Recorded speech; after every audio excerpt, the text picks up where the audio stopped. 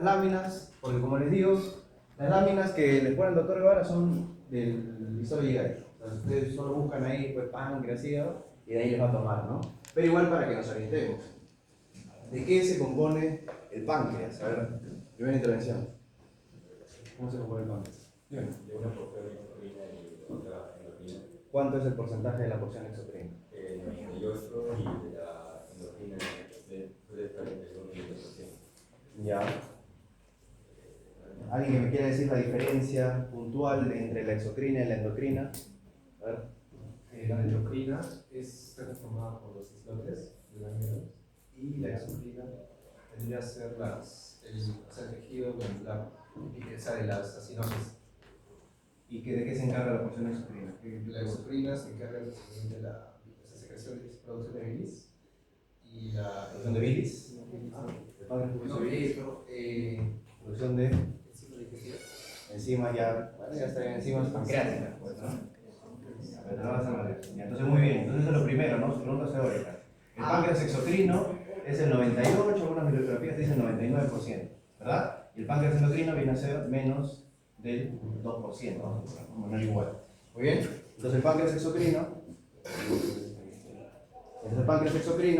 son los famosos acinos pancreáticos, ¿no?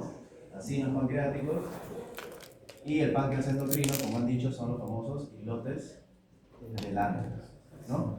Entonces todo lo que es, y eso también se lo digo porque lo más probable es que su teórico práctico, el doctor Guevara les ponga una imagen de glándulas, como para que os haga señalar y que te digan qué glándula es, pues, ¿no? Glándula sublingual, glándula submandibular, o glándula mucosa, serosa. Entonces todo lo que es, recuerden, todo lo que produce enzimas, ¿no? Por eso también se dice células zimógenas, o sea que producen enzimas, son de color morado, pues, son pintadas. Por eso que acá, esto que están viendo que es el páncreas, todo está en morado, pues. ¿Por qué? Porque el 99% del páncreas es acinos pancreáticos, ¿no? Entonces los acinos pancreáticos producen enzimas pancreáticas, pues. Entonces, por esa característica, por eso les digo, toda glándula que produce enzimas tiene eso, pues, ¿no? Por ejemplo, si ustedes les ponen una imagen y ven una glándula, o sea, es digamos, una vista de glándulas salivales, y ven una glándula que es todo está pintado morado, ¿cuál sería?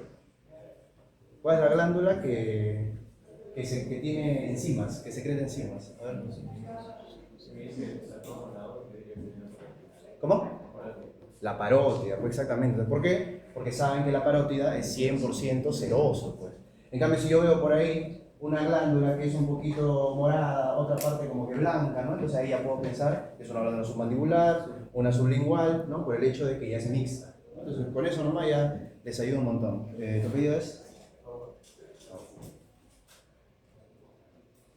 Ya, muy bien. Entonces, dentro de las enzimas pancreáticas, o sea, porque lo que más tenemos que aprender acá, obviamente, yo nos voy a preguntar mucho de diabetes, porque eso es ya la parte endocrina, ¿no? Obviamente es importante que sepan qué produce cada uno. Es que ustedes en bioquímica ya hablábamos de diabetes, igual con el tema del metabolismo de la bilirrubina, por ejemplo, ya lo hemos visto también en bioquímica. Entonces acá hay que ver estructuras que se supone que ya entienden, ¿no? O sea, ya saben lo que es la insulina, qué es lo que hace la insulina, ya saben el metabolismo de la bilirrubina, ¿no? Entonces acá ya nos vamos a orientar más que todo a un poquito lo que hablábamos antes también, que era la clínica. Muy bien, entonces dentro de las enzimas pancreáticas, ¿a quiénes tenemos? Pues, a ver qué me quiere decir enzimas pancreáticas.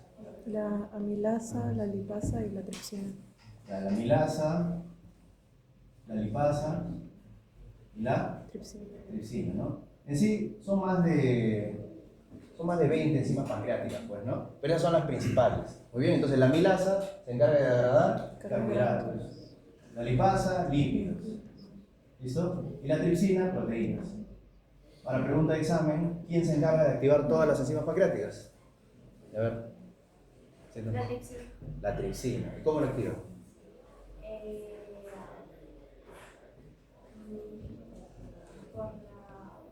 Por el tripsinógeno, o sea, primero recuerdo que primero con enteroquinasa, mejor dicho, con enzima enteroquinasa, de tripsinógeno con enteroquinasa se pasaba a tripsina, y si mal no recuerdo, la tripsina era la que activaba todos los... Ya, muy bien. Entonces, eso es lo que tienen que saber, ¿no? O sea, el páncreas produce proenzimas, ¿no? Que son enzimas, mueve el mouse, que son enzimas inactivas, ¿listo? Todas estas enzimas entonces se van a activar a enzimas activas, ¿no? Para degradar macromoléculas por la tripsina, ojo, pero eso es importante, la tripsina se tiene que activar antes, porque la tripsina también cuando sale, una parte es tripsinógena, ¿muy bien? Entonces, ¿quién se encarga de transformar el tripsinógeno en tripsina? Su compañera lo dijo, la enteroquinasa. Ya se pregunta, que lo van a ver en fisiología, bueno, ya lo ven en fisiología 2. ¿Listo? Entonces, ¿quién produce la enteroquinasa? Su nombre lo dice, el enterocito. Entonces, desde ahí, y ahorita ya vamos a ver una imagen anatómica, no, ya puedes pasar, o sea, ya quedó clara esa imagen, ¿no? De los acinos, ya, espérate, vuelve, y obviamente, por ejemplo, aquí, ustedes ven así todo morado, y acá está clarito, pues. ¿Por qué? Porque este es un isótope de Landau, ¿no? Entonces ya, pues también, te apuntan aquí, lo único que está claro, sabes que es un isótope de Landau, ¿no? Te puede preguntar cuál es su función, qué produce, ¿no? Que es lo que vamos a ver hoy. Muy bien, queda clara esa imagen para que no los agarren las lágrimas. Muy bien, ya, entonces, acá tenemos el páncreas, ¿no? Tenemos el páncreas, produce las enzimas pancreáticas y siempre recuerden, desemboca en la segunda porción del duodeno, ¿ya? Junto con el conducto pancreático, el conducto biliar, ¿listo? Entonces, se vierten las enzimas, muy bien, se vierten las enzimas, y dentro de acá, ¿no? Ya del intestino, el intestino, su epitelio tiene enterocitos, pues, ¿no? Y el enterocito produce la enteroquinasa activa el tripsinógeno en tripsina, y la tripsina activa todas las demás enzimas, ¿no? Y ya se comienzan a degradar las macromoléculas. Como les había dicho antes, ¿no? Antes siempre ya se han degradado, ¿no? La amilasa por la amilasa salival de la parótida, la lipasa por, hay también lipasa gástrica, ¿no? Las proteínas, ¿por quién era? A ver, ¿quién quiere participar? Rápido. Bueno.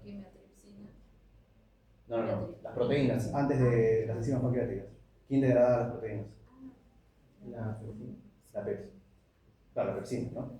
Era pepsinógeno convertido en pepsina por el ácido clorhídrico, ¿no? A ver, hasta ahí todo lo que hemos antes que me olvidé. Yo,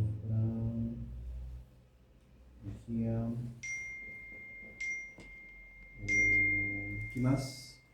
Cutipa, ¿no? ¿Alguien más participó ahorita? Hay más, ¿no? Ya no. Muy bien, entonces, a ver, ya, muy importante eso, ¿listo? Y el páncreas endocrino, ya el páncreas endocrino obviamente se lo van a dar más en endocrinología, pero lo básico que tienen que saber es que tiene sus células beta, ¿no? Que son las más abundantes, prácticamente el 80% que producen insulina. A ver, rápidamente, ¿quién quiere participar? Funciones de la insulina. ¿Hay quien ha participado? ¿Alguien no ha participado, chicos? Funciones de la insulina. Paxi. Ya disminuye la glucosa. ¿Cómo? Ya es la hormona hipoglucemia. ¿Pero qué proceso se hace? Pues, ¿no? ¿Te acuerdas de en bioquímica cuando hablábamos gluconeogénesis, glucogénesis? Los más factores especializados que son los Ya. órganos como el hígado, el páncreas, y su presencia permite la activación. Antes de la activación también permite la proliferación. ¿Qué? ¿No tiene silla? ¿No hay silla? ¿No hay silla, digo? Ay, yo como te digo parado todo el rato. Ya, sí.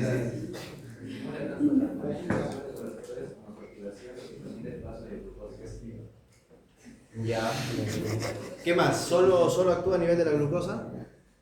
También hay otros macromoléculas, como pueden ser los lípidos, Ya. pero su función principal se basa en la glucosa.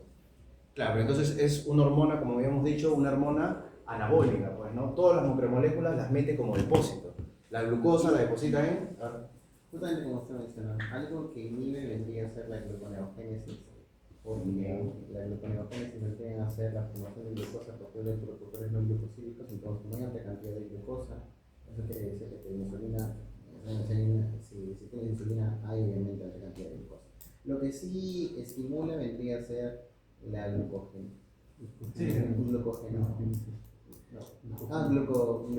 Glucogenogénesis y eso. Y aparte también está relacionado con la síntesis de proteínas, la síntesis de lípidos y también la acumulación obviamente de grasas.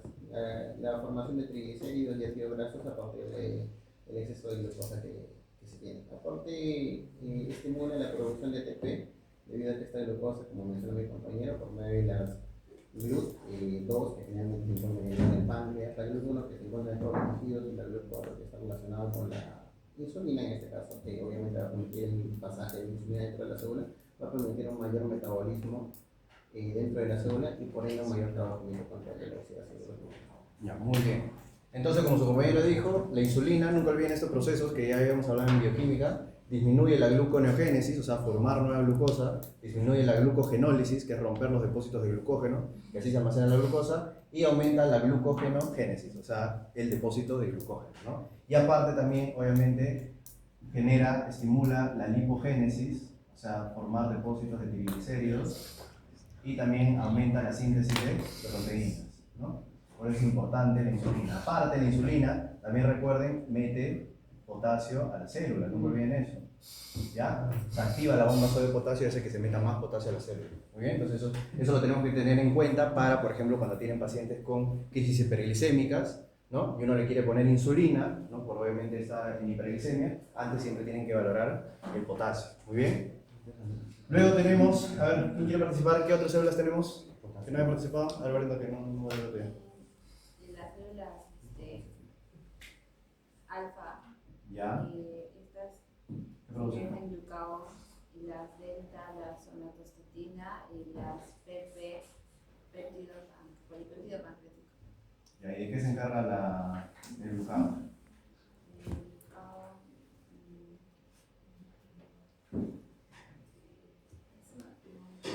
¿Qué es el glucagón? que regula cuando hay mucha insulina. Pero algo más que me quieres decir, o sea, solo cuando hay mucha insulina actúa el glucagón. ¿En qué escenarios? ¿Qué hace el glucagón? Aumenta la glucosa. ¿Qué hace el glucagón?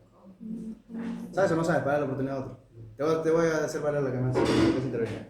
Ya. Aumenta la concentración de glucosa que le da la producción de glucógeno. Ya, muy bien. ¿Cómo estás? A ver.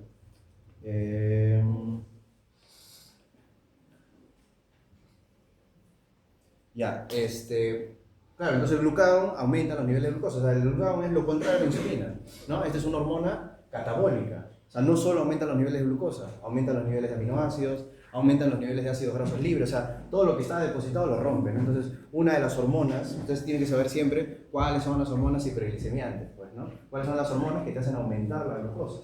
Uno es el glucagón, cuando uno está en un episodio largo de hipoglicemia, ¿no? Que no come. Otro es el cortisol, ¿no? Por eso el que se estresa mucho, tiene picos de hiperglucosemia, ¿no? Y ahí está asociado a la obesidad y todo eso. Así no coman, ¿no? Por eso no se estresen. Y lo otro, entonces eso es la parte de la parte endocrina. Entonces fíjense que esto es solo el 1%, vamos a ponerla, ¿no? Ya menos del 2%, y el otro es el 98%. Ahora, eso es lo que siempre me van a preguntar y no se deben confundir, ¿no? Ahora, acá estamos en el acino pancreático. Entonces tenemos células acinares, que son obviamente las células que están literal formando el acino, y tenemos las células centroacinares, que están dentro del acino, o están en el centro, pues, ¿no? Por eso se llaman centroacinares. Y luego tenemos las células, el conducto intercalado, que es el conducto que sale de cada acina, ¿no? Entonces aquí me quiere decir cuál es la diferencia entre células acinares y centroacinares. ¿Quién ha participado? ¿Quién? A ver, no, perdón. Las células centroacinares son las que se van a encargar de producir por estimulación de la citolina, y las células acinares, bueno, son las encargadas de las enzimas pancreáticas. Muy bien, ¿no? ¿Y quién lo estimula? En las pancreáticas, Las acinares. ¿Quién estimula las células acinares? Colecisto, quinina. ¿Apellido? Muy bien, ahora estudiar. La voy a borrar esa. Entonces esto queda claro, los hilotes de Langerhans es la parte endocrina, ¿no? Y no quiero... Esto pone hilote de Langerhans en Google.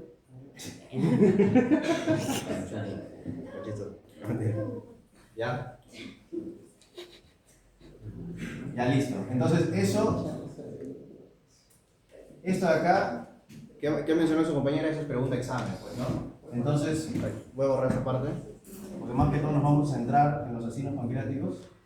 Entonces el acino pancreático tiene su célula acinar, y lo otro es la célula centroacinar. Muy bien. Entonces la célula acinar, recuerden, son los que producen las enzimas pancreáticas. Muy bien. Entonces la célula acinar, ¿quién lo estimula? la colecistoquinina. ¿Ya? La colecistoquinina, ¿no? Que son las células I del intestino, o también la acetilcolina. ¿Listo? En cambio, la célula centroacinar lo estimula la secretina. ¿Muy bien? ¿Para qué? Para que produzca bicarbonato. ¿Listo? También te pueden poner que los conductos intercalares también producen bicarbonato. ¿Listo? Entonces también por ahí que estimulan, son estimulados por la secretina. Entonces estas hormonas, chicos, ya de por vida tienen que saber para qué sirven. Pues. La colecistoquinina es la hormona que siempre van a preguntar en gastro, le van a preguntar en cirugía, porque la colecistoquinina es esa hormona que se comienza a elevar cuando ustedes comen grasa. ¿Listo? Cuando se comen sus sándwiches, su salchipapa, ¿listo? La colecistoquinina se activa. Entonces lo que hace la colecistoquinina, ¿qué es? Uno, va a las células acinales del páncreas y produce obviamente enzimas pancreáticas para producir dentro de eso la lipasa, por ejemplo, ¿no? Y lo otro que hace la colecistoquinina, ¿qué es? A ver, ¿alguien que no ha participado? No, pues ya hemos dicho eso. A ver, Paxi, que había hablando. La demostración de la vesicularidad, la relajación de su estructura espiritual. Muy bien, entonces la colecistoquinina lo otro que hace también, recuerden, es la contracción. Ustedes también están viendo ahora en histo, ¿no? Vía biliar. Contracción de la vesícula biliar. Muy bien. Entonces contrae la vesícula biliar, ¿por qué? Porque la vesícula biliar, ¿qué es lo que tiene? Bilis. Y la bilis, ¿cuál es su función? Emulsificar las grasas, sobre todo, ¿no? Entonces la bilis no se produce ni en la vesícula biliar ni en el páncreas, ¿no? ¿Dónde se produce la bilis? En el hígado, ¿no? Solo que la vesícula biliar almacena la bilis. Entonces se contrae, bota bilis, bota enzimas pancreáticas, entonces de acá toda tu comida que está ahí se va degradando, ¿no? Entonces, esa es la fisiopatología, ¿no? Del paciente con cálculos, ¿ya? El paciente con cálculos biliares, ¿qué es un paciente con cálculos biliares? Es un paciente que tiene, acá está su vesícula, ¿no? Que tiene piedras, pues, ¿no? Entonces tú comes grasa, se produce colecistoquinina y la vesícula se comienza a contraer. Y estas piedras comienzan a rebotar por toda la pared de la vesícula y te comienza a doler, pues. Y es el famoso cólico biliar, ¿ya? Ya están teniendo sus primeras aplicaciones clínicas, no digan que no les he dicho. ¿Cómo es un cólico biliar? ¿Alguien sabe? Tiene una característica el cólico biliar. El cólico biliar es un dolor en el hipocondrio derecho, ¿no? O sea, más o menos a la altura de tu hígado, porque abajo está la vesícula, que se desencadena luego de ingesta copiosa de grasa o de mucha comida, ¿no? Porque, bueno, ya van a ver en fisiología que la producción de colecistoquinina no es solo por grasa, también, por ejemplo, por proteína, o sea, por comer pollo, carne. Entonces, generalmente los pacientes que tienen esta patología biliar se les dice que tengan una dieta blanda, pues, ¿no? Solo que tomen sopita, nada más, hasta que se vaya a operar, pues, ¿no? Lo ideal es que se opere. Entonces, eso desencadena que, obviamente, cualquier situación, como digo, grasas, proteínas, pero sobre todo grasas, que se produzca colecistoquinina, hace que se comience a contraer la vesícula biliar, ¿verdad? Se contrae, las piedras comienzan a rotar y duele. Entonces es un dolor en el hipocondrio derecho que es continuo, ¿no? No es un dolor, por ejemplo, cuando tú tienes una gastritis, ¿listo? Que te duele un ratito en la boca del estómago, luego se te pasa un poco, no, ese es un dolor continuo. Dura 3, 4 horas y se mantiene, ¿listo? Entonces, y está, obviamente, desencadenado siempre ese factor de riesgo, ¿no? Si yo le pongo un caso, que te pongo un paciente que se haga una carretilla, come su mostrito, y al rato comienza con dolor súbito, ¿no? En hipocondrio derecho. Ya saben que es patología biliar. ¿Entienden? Muy bien. Listo. Entonces, ¿y por qué se generan los cálculos? Generalmente son por cálculos de colesterol, cálculos mixtos. Bueno, hay diferentes tipos de cálculos que eso no se preocupen, no me voy a preguntar. ¿Ya? ¿De qué? ¿Del cálculo? ¿Para qué?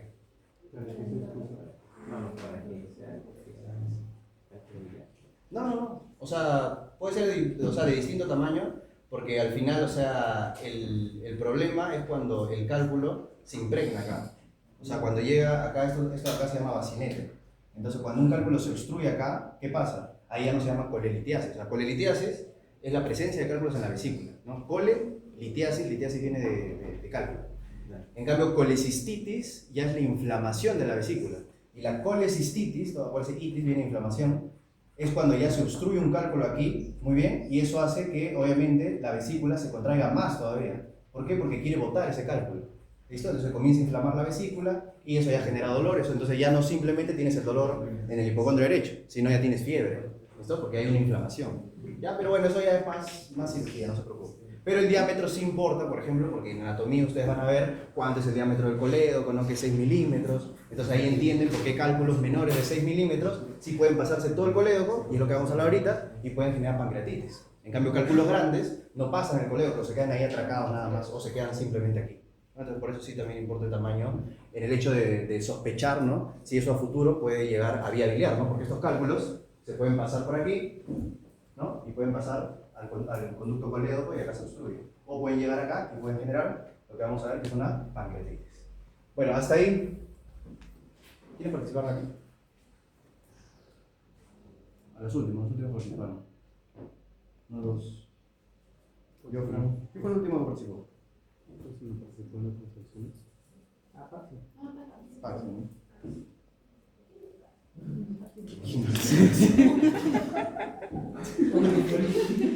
Ya, entonces hasta ahí todo está claro, ¿verdad?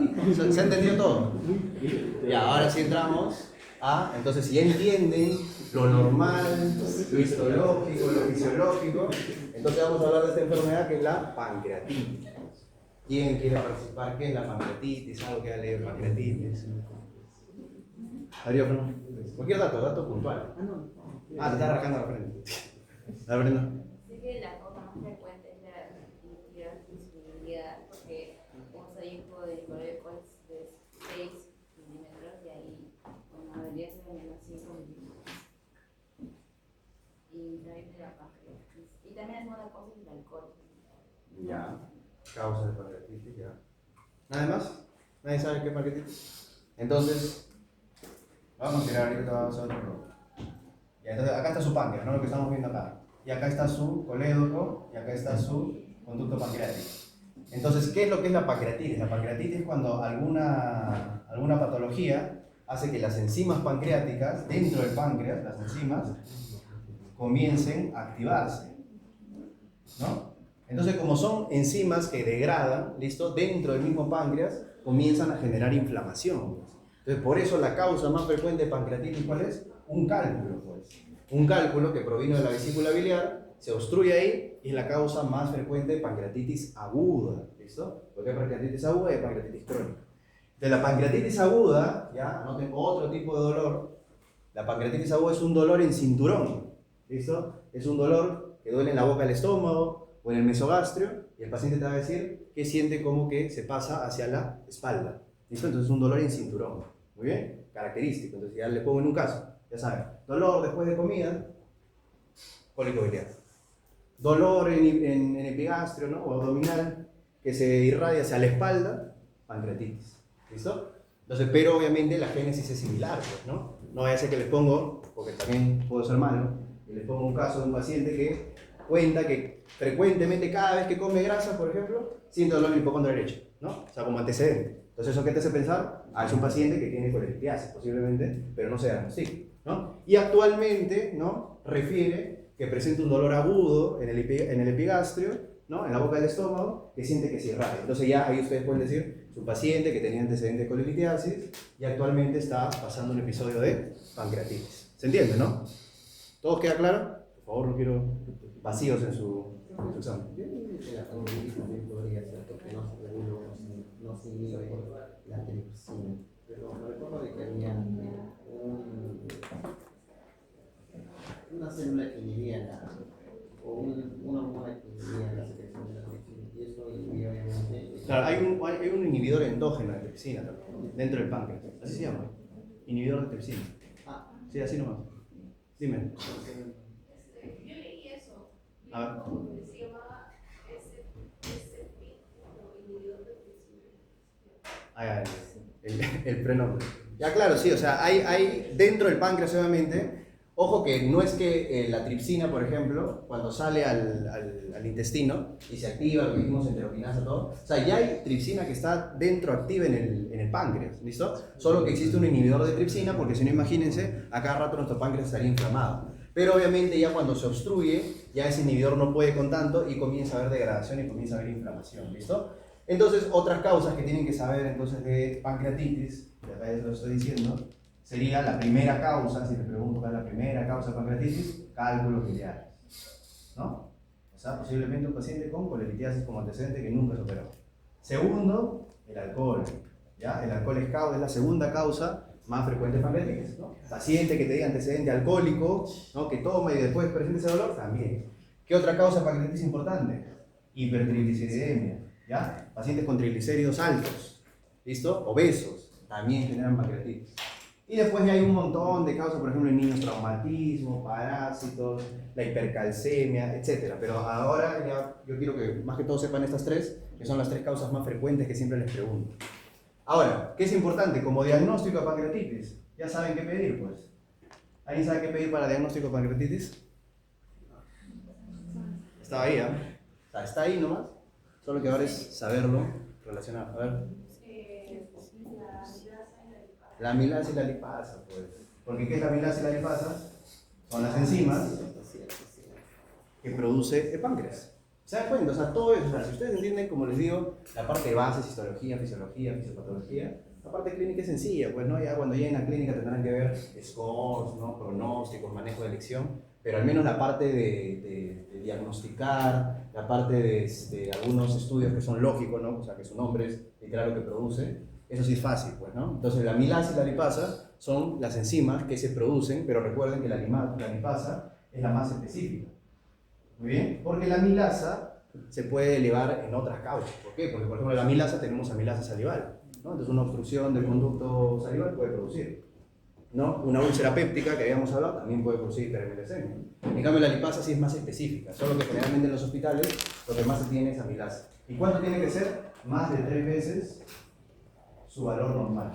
¿Listo? Para yo ya considerar que es una posible causa de pancreatitis. ¿Muy bien? Y ya, obviamente, el gol estándar, como nosotros le decimos, para ver de la mejor manera el páncreas, y ahí sí en ese caso es la tomografía. Ahora, recuerden que el páncreas es un órgano retroperitoneal. Entonces, la tomografía ya la utilizamos obviamente para ver si hay inflamación, necrosis, etc., ¿no? Pero hasta aquí solo quiero que sepan eso. Entonces, cuadro clínico de una pancreatitis, causas de una pancreatitis, y entonces, ¿qué pedimos? Que son las enzimas pancreáticas. ¿Listo? ¿Queda claro? Muy bien. Hasta ahí, ¿quién había prenda, no? ¿No? ¿Quién había participado? Ah, ahí la. Ya, muy bien. Y bueno, ya para cerrar, entonces existe algo que se llama pancreatitis crónica, ya que es diferente. Entonces, ¿qué creen que va a pasar en la pancreatitis crónica? Ya con esto borro esta parte. Ya, entonces teníamos un páncreas exocrino. Acá nuevamente voy a poner el páncreas endocrino 1%. ¿Listo? Entonces, cuando yo ya veo afectación, ¿listo?, de ambas funciones del páncreas, eso ya es una pancreatitis crónica. ¿Muy bien? Entonces, quiero que alguien me diga qué creen que podría pasar en un paciente con pancreatitis crónica. Si ya saben lo que hace el páncreas normal. ¿Vale? Muy bien, ¿qué es la esteatorrea? Es la eliminación con grasa, ¿no? Entonces genera esteatorrea, que son heces con grasa. Entonces siempre que ustedes vean esteatorrea, heces voluminosas, heces pastosas, ¿qué es eso? Son heces cargadas de lípidos. ¿Y por qué genera eso? Otra manera que lo pueden poner, porque está generando un síndrome de mala absorción. ¿Se acuerdan de su caso clínico en el examen? ¿No? La enfermedad celíaca. El paciente tenía esteatorrea, heces voluminosas. Simplemente tenía que saber que era un síndrome de mala absorción, y una de esas causas, que bueno, lo que habíamos comentado, porque ahí le decía que era cuando comía, no, avena, no sé qué le puse. Trigo, ¿ya? Que es obviamente por intolerancia al gluten, y era la enfermedad celíaca, pues fue celíaca, ¿no? Eso generaba atrofia de vellosidades, y por lo tanto, como generaba atrofia de vellosidades, no se absorbía, pues. Entonces, esa es una de las causas del síndrome de mala absorción. Este caso, ¿por qué sería un síndrome de mala absorción? Porque el páncreas no produce enzimas pancreáticas y por lo tanto no degrada los lípidos, porque los lípidos se tienen que degradar, ¿no?, a ácidos grasos o gliceroles para absorberlos, si no, no se puede absorber. Entonces genera pues esto, pues, ¿no? Entonces una de las clínicas de la pancreatitis crónica ya es un síndrome de mala absorción. No solo esteatorrea, ¿no? Pacientes que por ejemplo no ganan peso, se desnutren, ¿no?, porque no absorben nutrientes. ¿Qué más puede generar? Hipoglicemia. ¿Por qué? Porque ya no solo se afecta el páncreas exocrino. En la pancreatitis crónica, como les digo, se afecta el exocrino y el endocrino. Entonces comienza a haber déficit de insulina. ¿Muy bien? Y finalmente, ¿por qué ocurre esto? Porque en la tomografía van a ver que el páncreas se está calcificando. ¿Listo? El páncreas, que te digan, páncreas calcificado, con hipoglicemia, con síndrome de mala absorción, ¿no? Que no gana peso, eso es pancreatitis ya crónica. ¿Muy bien? Pancreatitis crónica. ¿Ok? En la aguda. Claro, la causa más frecuente es obstrucción, pero también se puede inflamar el páncreas, como decía, por alcohol, por triglicéridos. O sea, y ahí no hay cáncer. ¿Y cómo diferencia? ¿Cómo diferencia? Crónica, solo por la estatura. Claro, porque por ejemplo, este no te genera estatorrea. O sea, esto genera, o sea, dense cuenta que este genera una inflamación del páncreas, ¿listo? Pero las enzimas pancreáticas, en caso, por ejemplo, que pueda hacer cálculo biliar, uno podría decir ya, pero doctor, entonces no salen enzimas, entonces también habría síndrome de mala absorción. Pero como es un cuadro agudo, o sea, para que haya un síndrome de mala absorción, tiene que ser un cuadro crónico. Que ya un tiempo no se ha producido enzimas y por eso hay mala absorción. Ahora, si tienes una pancreatitis aguda, pues ya de una semana, 2 semanas, posiblemente tengas también un síndrome de mala absorción, ¿no? Muy bien, entonces quedó claro todo, chicos. Eso es todo páncreas. ¿Ninguna duda? Dime. A ver, aporta. Se debe a que hay una mutación de un gen que es el FPR, el cual va a hacer que el páncreas no vaya a secretar carbonato en los tubos intercalares y también no va a secretar la misma cantidad de hemorroides. Entonces va a haber una atrofia en las células intestinales y uno de sus síntomas es la propia esteatorrea. Y por lo que también quiero preguntar. O sea, pero tú me estás diciendo que eso es una enfermedad genética, hereditaria, que afecta un gen que afecta a los túbulos intercalares o todo el páncreas. Porque si solo afectara a los túbulos intercalares, solo sería afectación. No, se le confía al páncreas y otras partes del cuerpo, porque también he visto que cierra, impide el paso de también de otros tipos de moléculas a las. Ya. Pero creo que le quería preguntar en este caso, o sea, ¿qué tipo de tratamiento se le podría dar? A los pacientes que tienen síndrome de mala absorción. Estos pacientes que obviamente tienen síndrome de mala absorción, se les da enzimas pancreáticas. O sea, hay contenido de enzimas pancreáticas para suplir, obviamente, su deficiencia, ¿no? Ahí, por ejemplo, ¿no? Está el Orlistat, que es un tipo de lipasa. ¿Ya? Pero obviamente hay efectos adversos, pero obviamente ya en estos pacientes, como son crónicos, ya no queda de otra, pues, ¿no? Y aparte de los suplementos enzimáticos, también ya están los suplementos proteicos, calóricos, etc.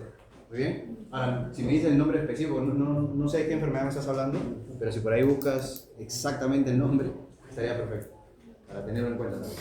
¿Ya? Muy bien, ¿alguna otra duda, chicos? Y bueno, solo cerrando el tema de, entonces las células centroacinares son las que producen bicarbonato, ¿ya? Entonces recuerden que el bicarbonato es muy importante también que se vierte en la segunda porción del duodeno, ¿no? Porque en la primera porción del duodeno, a ver, participación, ¿qué existía que producía bicarbonato? ¿Qué estructura? Centroacinares. Las glándulas de Brunner. Las glándulas de Brunner, que es la histología 1 creo, o perdón, su primera unidad, produce bicarbonato. Entonces acá se produce bicarbonato, acá vierte bicarbonato del páncreas, entonces es una porción en donde se va a neutralizar el pH ácido del estómago, ¿no? Muy bien, ¿alguien que quiera agregar algo para una participación con respecto a páncreas? Que no sea teórico, algo relacionado a clínica, algo que hayan leído. O ya nadie tiene ninguna cosa que preguntar. ¿Hasta qué hora es? Sí. A las 6, ¿no? Tenemos 40 minutos para hablar de hígado. Ya, Ian, pon la siguiente. Fibrosis quística. Pues que la fibrosis quística es una enfermedad donde generalmente hay falla en todo lo que son glándulas secretorias, pues, ¿no? Por eso se genera el test de sudor también, porque no se secreta, no se absorbe sodio en las glándulas sudoríparas. Pero eso sí tiene un tratamiento específico, ¿no? Ahorita sí no recuerdo cuál es el nombre, pero sí tiene un medicamento para fibrosis quística.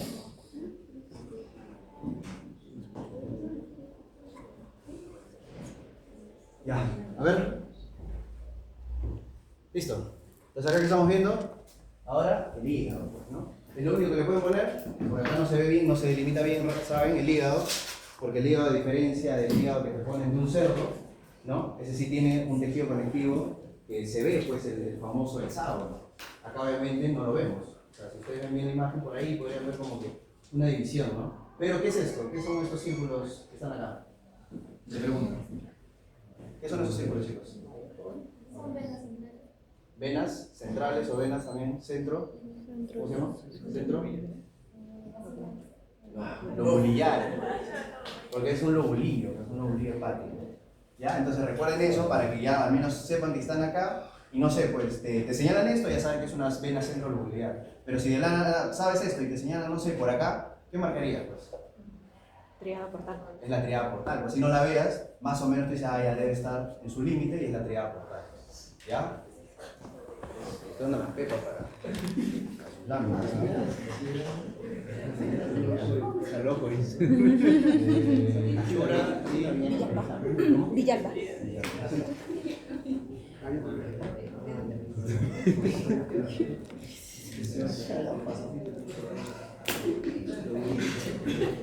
Ya, siguiente ya.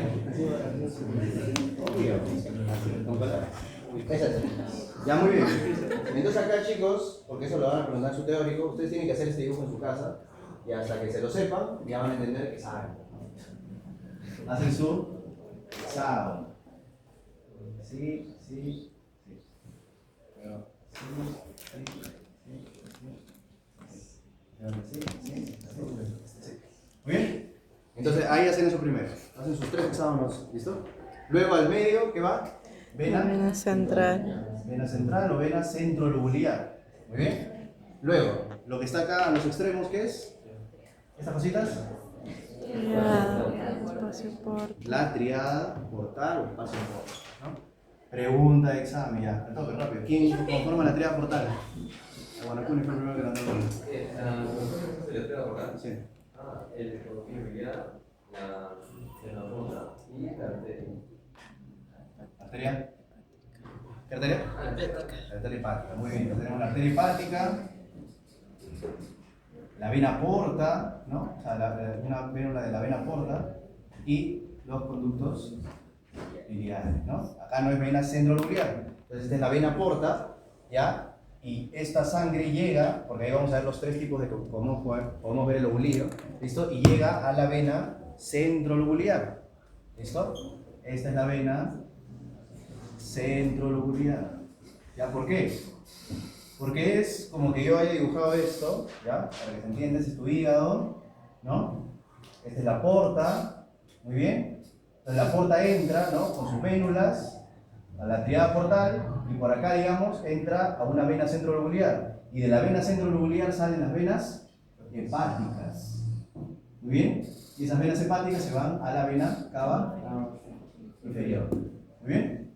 Esa es la distribución del drenaje. Ahora ustedes siempre deben recordar, pues todo lo que fluye en la vena porta es todo el sistema mesentérico, pues no, o sea, toda la parte intestinal. Ahora eso es importante para cuando hablemos ya de la parte de cirrosis, pero entonces ese es el camino, ¿no? Vena porta, ¿no? Pasa por la triada portal, vena centrolobulillar, vena hepática, vena cava inferior, ¿no? Vena cava inferior, corazón, hígado. Muy bien, entonces, y acá, entonces tenemos la triada portal, arteria hepática, vena porta, conducto biliar.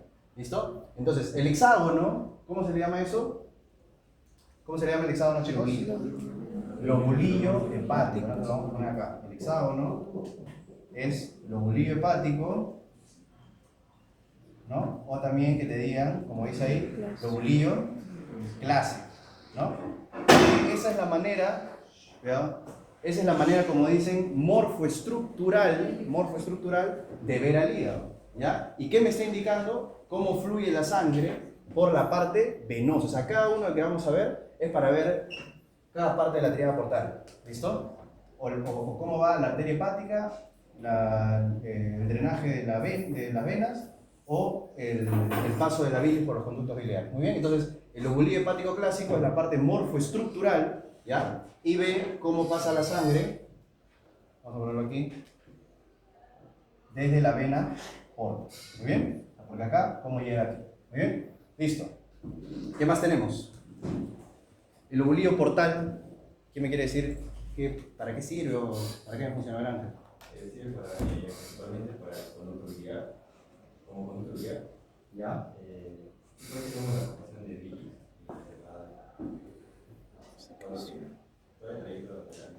Ya, ya está bien. Ya, entonces, Acá tenemos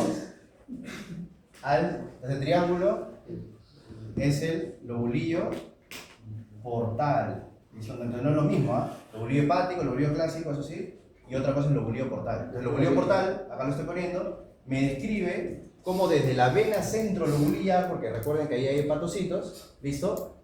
Vamos a drenar pues, la bilis, acá lo van a ver mejor, en lo que está en el medio. Pues, ¿no? Acá el medio sería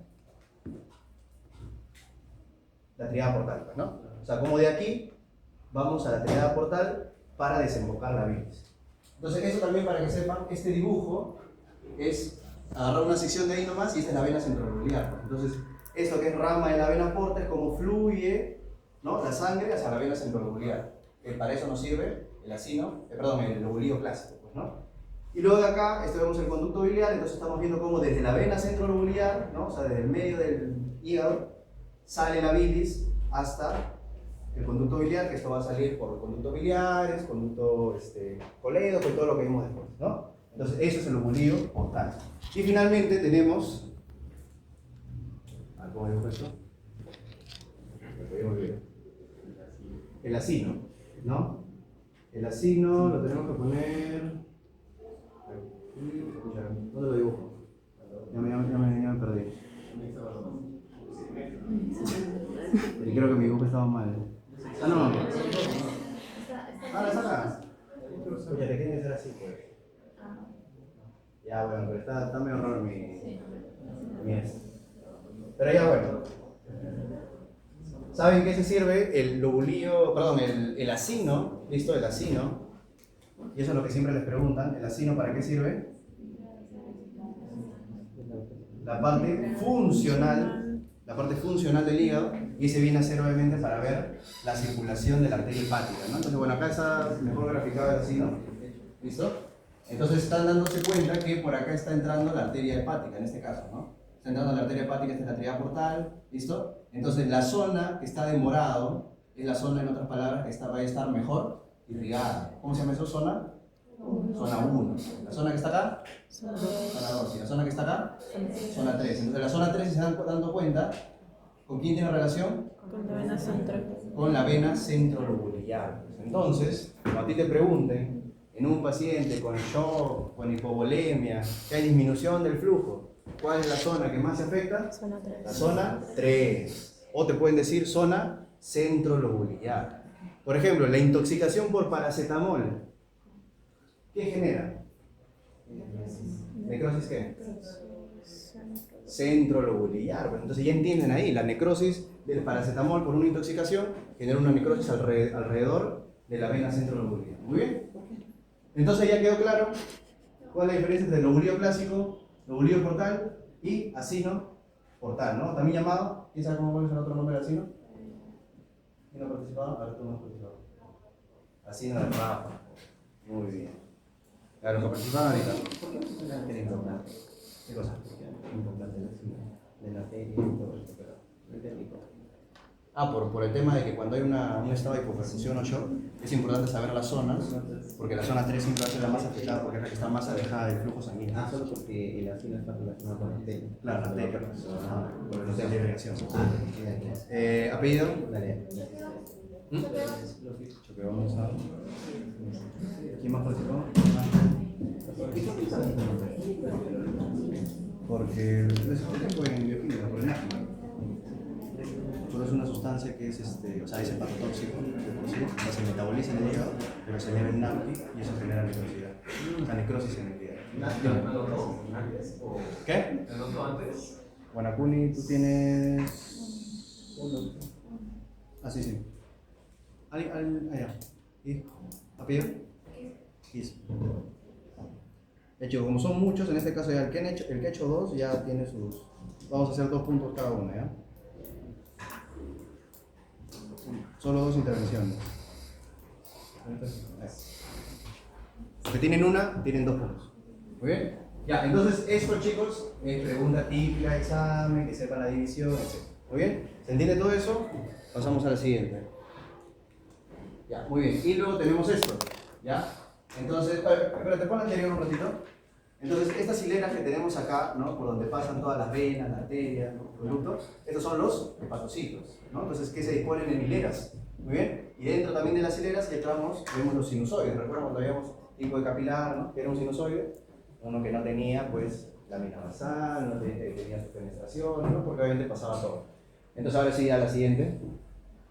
Entonces, acá podemos ver ya, como que hacemos un zoom, y vemos al hepatocito, ¿no? El hepatocito que tiene su región apical, que es la que está en relación, recuerden, con el sinusoide, pues, y tenemos su región lateral, que es la que está relacionada, como es una hilera, con otros hepatocitos. Entonces aquí te preguntan, ¿por dónde pasa el conducto biliar? Entre hepatocitos, pues, ¿no? Entonces eso siempre es pregunta de teoría, ¿no? La región lateral, ¿no? Vaso lateral, es la que está relacionada con el conducto biliar. La región apical es la que está relacionada con el sinusoide hepático. Muy bien, entonces, y acá es como que yo le hago un zoom a esta parte de aquí, y yo estoy viendo eso, ¿no? Acá está mi hepatocito, acá está el sinusoide hepático y esta pregunta de examen, ¿no? Este espacio entre el sinusoide y el hepatocito, ¿qué por qué están hablando? No pregunta nada. Es el espacio perisinusoidal o espacio de bis, ¿no? Y acá que se encuentra. Y a ver, ¿quién no ha participado? ¿Quién no ha participado? Ya tú has participado. Ahí está la célula de Cooper. A ver ahí. ¿Cómo? Células estrelladas, células de hito o célula perisinusoidal, ¿no? Son sus tres nombres, hasta también lo pueden ver como linfocitos, pues, ¿no? A ver, alguien más. ¿Y cuál es la función de estas células? Almacenan vitamina A. ¿Almacenan vitamina A? ¿Es su única función? Ahí tiene una función que es la más importante. Está bien, ya, almacena vitamina A, te la voy a contar. Pero hay una función que es la más importante. A ver, ya. No, patológicamente no. ¿Cuál es su función? Ya. ¿Cómo? Pucha, ya, está bien. Pero ¿cuál es la función más importante? La célula estrellada. Mantiene la matriz extracelular hepática, pues. Ya, a ver. Ah, pero tú ya tenías dos ya. Yo dije lo que ya tienen dos ya. Hoy.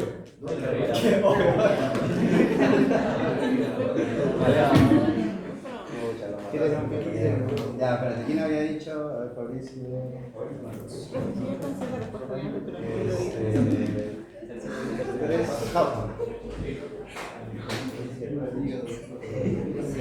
Ya, Jauco, tú también tienes dos ya. ¿Quién más dijo? Ah, ya. Con dos. Ya, muy bien. Ya, voy a borrar eso.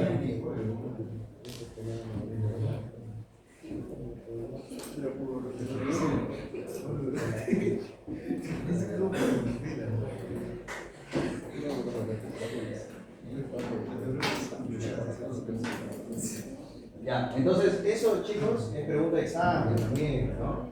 Tienen su hepatocito, ¿no? Su región apical, tienen su sinusoide, ¿no? Dentro del sinusoide está la célula de Kupffer, ¿no? Que es el macrófago, ¿listo? Que es el macrófago hepático, recuerden.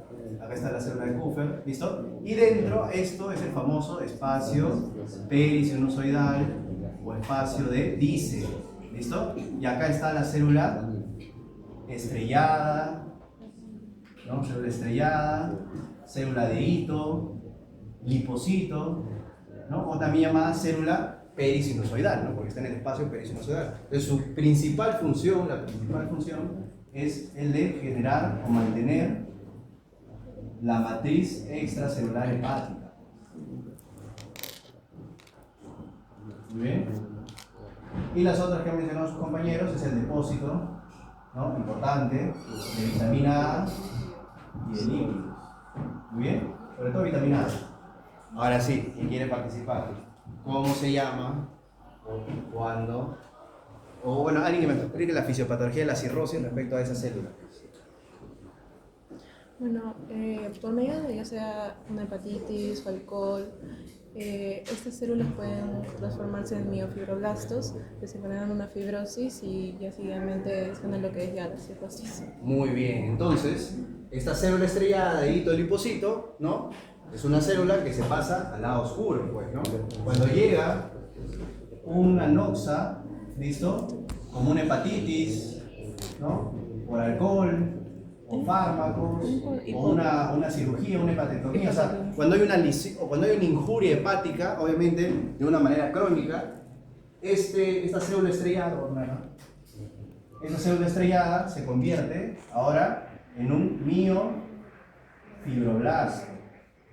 ¿Y qué produce un miofibroblasto?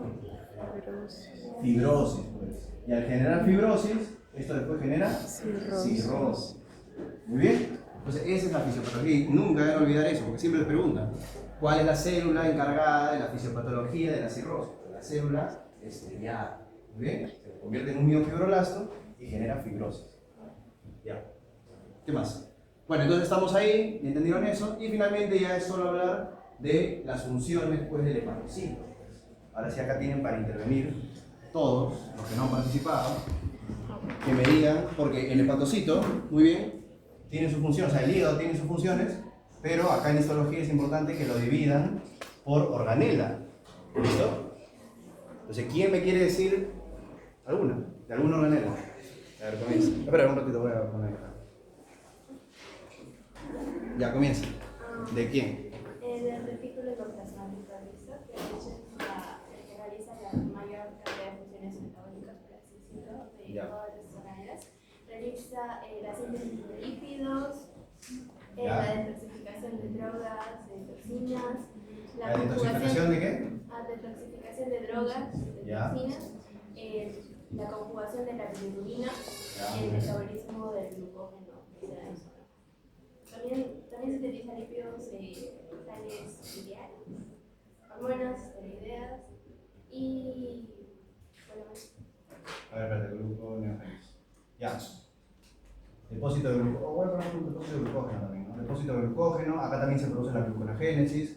La conjugación de bilirrubina que habíamos hablado anteriormente en bioquímica, ¿no? Que recuerden en el hígado se transformaba la bilirrubina de bilirrubina indirecta a bilirrubina directa, ¿no? O bilirrubina no conjugada a bilirrubina no conjugada. ¿Gracias a quién? Ya, pero ya tienes tus. ¿Tú ves? Activos. Ya tú ya tienes tus dos. ¿Alguien se acuerda cómo se llama esa enzima? La glucuroniltransferasa. Muy bien. La glucuroniltransferasa, recuerden, ¿no? por conjugación, metabolizaba la bilirrubina indirecta e indirecta, ¿no? Entonces, obviamente, una falla hepática era una causa de aumento de predominio de bilirrubina, ¿qué? ¿Directa o indirecta? ¿Quién recuerda? ¿Qué me dices? ¿Una falla hepática generaba aumento de bilirrubina directa o indirecta? ¿A qué predominio? Porque ustedes sabían que la hiperbilirrubinemia, tenían que saber a qué predominio era, ¿indirecta o directa? ¿Cuál es? Indirecta, ¿no? ¿Qué no? Indirecta. Indirecta, mal. Indirecta. ¿Por qué? Porque está bien, o sea, sí genera indirecta porque obviamente no se conjuga, pero ¿qué les enseñé en bioquímica? Que lo que más afectaba, más allá de la conjugación, era la excreción. ¿Listo? O sea, la excreción de que una vez que se conjugue, el hígado no botaba esa bilirrubina, ¿no? Entonces, era más la falla de la excreción que la falla de la conjugación, ¿no? Por eso era más a predominio directo. Muy bien. Ya, ¿alguien más? Todavía tenemos retículo endoplasmático liso. El peroxisoma. Ya, el peroxisoma. ¿Qué hace el peroxisoma?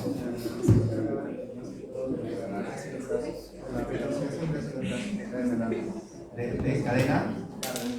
Ya, ácidos grasos, chicos, de cadena larga es acá. ¿Y qué más? Lo más importante, ¿la detoxificación de qué? De alcohol. La detoxificación de alcohol. Entonces, detoxificación de fármacos, chicos, ¿no? La conjugación de fármacos, que también vimos en bioquímica, es por retículo endoplasmático liso. Detoxificación de alcohol, peroxisomas. Muy bien, apellido. Jiménez.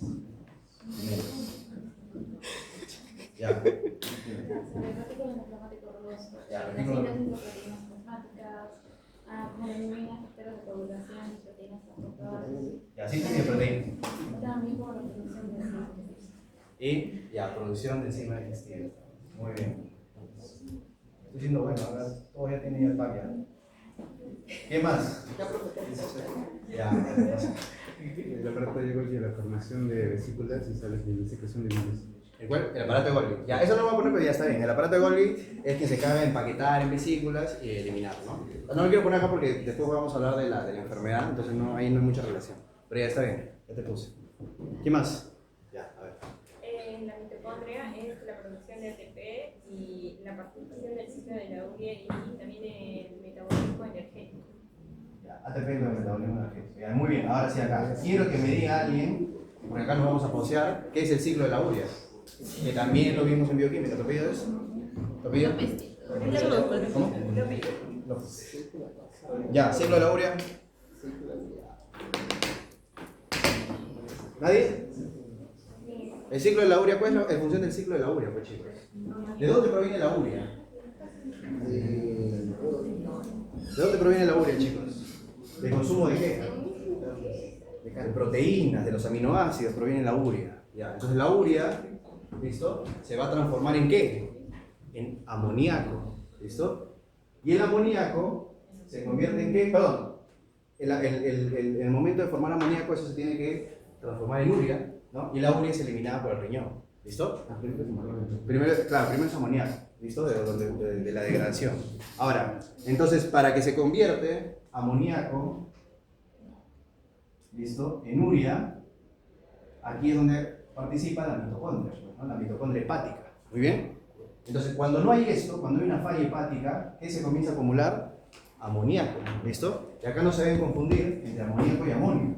Entonces, el aumento de amoníaco, que es NH3, ¿listo? Eso es liposoluble. ¿Qué quiere decir que una sustancia sea liposoluble?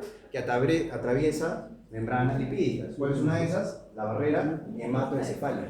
Entonces acá ya es otra pregunta, nos voy a poner un caso clínico, un paciente con cirrosis, con encefalopatía, y le pregunto, explícame cómo es que se genera la encefalopatía. Así que lo tienen que escribir bien, simplemente decir la relación de que la mitocondria, ¿no?, hepática es la que se encarga del ciclo de la urea para transformar amoníaco en urea. Entonces en un paciente con falla hepática no funciona la mitocondria, no hay ciclo de la urea y el amoníaco se eleva, ¿listo? Y ese amoníaco atraviesa la barrera hematoencefálica y genera encefalopatía. Muy bien, encefalopatía hepática, ¿no? Es un paciente que comienza primero con confusión, luego algo que se llama asterexis, que comienza con temblor de manos, pues está irritativo porque tiene sus fases, ¿no? Hasta que obviamente ya en las fases más evolutivas el paciente llega al coma. Muy bien, entonces esto es importante, como les digo, que sepan que es el NH3 amoníaco, porque tratamiento, para que también entiendan, cuando ustedes le digan cómo se trata una encefalopatía hepática, le das lactulosa. ¿Y la lactulosa? ¿Quién sabe lo que es la lactulosa? ¿Han escuchado de lactulosa alguna vez? ¿Nunca han tomado lactulosa para algo? Para ir al baño, pues, ¿no? La lactulosa, cuando generalmente alguien sufre estreñimiento así, ¿no? Genera una diarrea de tipo osmótica, pues no jala agua. Pero ustedes dirán, pues entonces, ¿qué tiene que ver eso con un paciente con encefalopatía? O sea, que tenga diarrea, que bote proteínas, ¿va a ser algo que mejore? No, sino que la lactulosa, recuerden, la lactulosa acidifica las heces. ¿Listo? Entonces, al acidificar las heces le aumenta un átomo de hidrogenión. Y al aumentar un átomo de hidrogenión, conviertes amoníaco en amonio, que es NH4. Entonces, el amonio es menos liposoluble y se elimina rápidamente en las heces. Entonces, para que se acuerden eso. Entonces, yo siempre me confundí entre amoníaco, amonio, amoníaco, amonio. Bueno, amoníaco de amoníaco, pues. Es el que se mete al cerebro. En cambio, el amonio es el que se elimina. ¿Muy bien? Listo. Entonces, esa es la parte del ciclo de la urea. ¿Ya? Apellido. Ah, no, ya había participado. Nadie me respondió. Ya, ¿y qué más? Retículo endoplasmático liso, peroxisoma, rugoso, mitocondria. ¿Ya? ¿No hay nada más? A ver. Tú te lo das primero. Los lisosomas, ya, muy bien. ¿Qué hacen los lisosomas?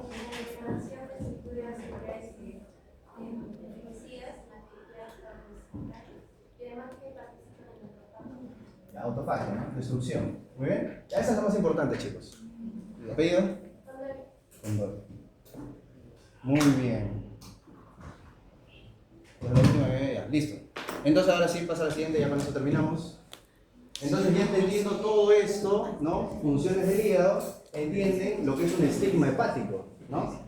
El paciente, ¿por qué tiene ictericia? ¿No? Porque lo primero que se pinta son las escleras por la acumulación de bilirrubina, ¿no? Porque no se compone la bilirrubina. ¿Es directo o indirecto? ¿Directo o indirecto? Ah, pero viene directo, cuando son fallas hepáticas. Hemorragias, ¿por qué hemorragias? ¿Quién me quiere explicar si yo les pregunto las hemorragias por qué se generan? Tú lo dijiste, te voy a poner aquí. Cuando dijiste producen proteínas, estás leyendo todo, ¿qué dijiste? Proteínas como factores de coagulación. Pues. Por eso el paciente que tiene hemorragias es clínica de también falla hepática, porque proteínas son factores de coagulación. ¿Qué más? ¿Cómo se llama esto? Asitis, ¿no? Pero no solo genera asitis, sino edema. ¿Por qué el paciente, a ver quién me dice si yo le pregunto, por qué el paciente con falla hepática genera edemas?